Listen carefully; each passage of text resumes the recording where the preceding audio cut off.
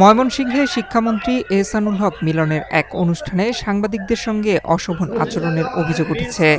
এই ঘটনার প্রতিবাদে স্থানীয় সাংবাদিকরা অনুষ্ঠানটি বর্জন করেন।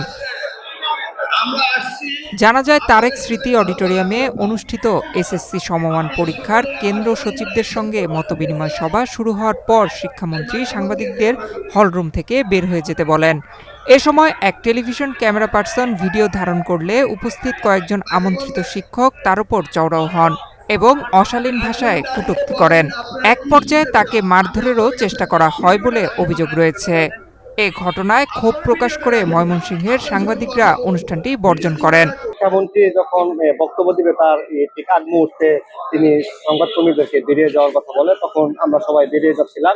তো আমি ঠিক গেটের পাশে যেতে আর কি, আমার সাথেই ছিল এখন টিভির ক্যামেরা পার্সন সায়াম, তো ওকে অনেক গালাগালি করতেছিল। তখন আমার বিষয়টা আমি দেখে বলে তাকে বললাম যে আপনি কেন এরকম ব্যবহার করতেছেন। তখন আরো 2-3 জন শিক্ষক তারা ফিরে আসে আমাকে মারার জন্য। ময়মনসিংহ শিক্ষা বোর্ডের পক্ষ থেকে আমাদেরকে গত বৃহস্পতিবার একটা চিঠির মাধ্যমে জানানো হয়েছে আজকে আমাদের ময়মনসিংহে মাননীয় শিক্ষামন্ত্রী মহোদয় আসবেন এবং সকাল 10টায় উনি সাংবাদিকদের সাথে মত বিনিময় করবেন এবং ওনার প্রোগ্রামটা যাতে কভার করা হয় সেই জন্য সাংবাদিকদেরকে অনুরোধ জানানো হয়েছে।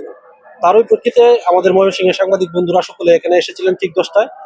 এসে সংবাদ সংগ্রহের জন্য যখন মঞ্চে গেলেন তখন সাংবাদিকদের সাথে সাংবাদিকদের দায়িত্ব পালনে এবং সংবাদ সংগ্রহে বাধা প্রদান করেন মাননীয় মন্ত্রী মহোদয় নিজেই এবং সাংবাদিকদেরকে মঞ্চ থেকে তাড়িয়ে দেন।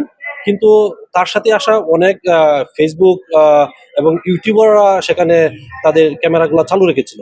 তারপর মন্ত্রী মহোদয়ের এই আচরণ দেখে উপস্থিত শিক্ষক যারা ছিলেন সেখানকার শিক্ষকবৃন্দরা আমাদের সাংবাদিক বন্ধুদের উপর চড়াও হয় এবং সাংবাদিকদের সাথে অশালীন আচরণ করেন এবং তাদের প্রতি মারমুখী আচরণ শুরু করেন।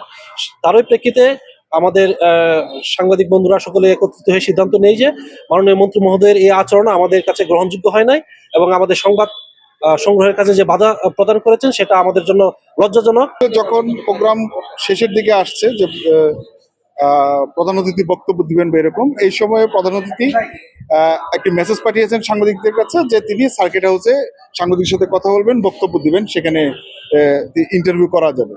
সবাই বাইরে আমরা দাঁড়িয়ে আছি একই সঙ্গেই। আমরা আশা করতেছি হয়তো একটা নেতৃবৃন্দ ভিতরে গেছেন, সভাস্থলে গেছেন, হয়তো একটা সলিউশন নিয়ে আসবেন। তো তখন ঘটনা তো আসলে কখনো কাম্য না।